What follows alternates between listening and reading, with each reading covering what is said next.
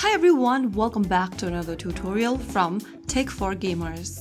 Today I'm gonna be guiding you through how to change your gender in Free Fire game. First of all, launch open Free Fire app on your device and make sure you are logged in with your account. From the main lobby that appears on the screen, tap on your profile picture at the top left corner. Now from your profile section, go to the settings icon at the top right and this will open up the player info section. Tap the gender drop down from the section and select your preferred gender you want to change to.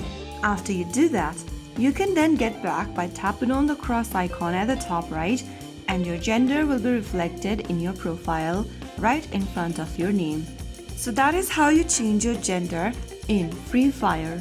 Now, in order to switch the gender of your chosen character or your default character, you need to go ahead and purchase a character. Go to the preset button at the bottom of the screen from the home screen and tap on character. On the next page, go ahead and select a female character or the male character according to your gender preference. Now, some of the characters out there must be purchased with in-game diamonds or coins. Tap the purchase button at the bottom right and if you have available in-game currencies, you can go ahead and tap on one of those and purchase the character.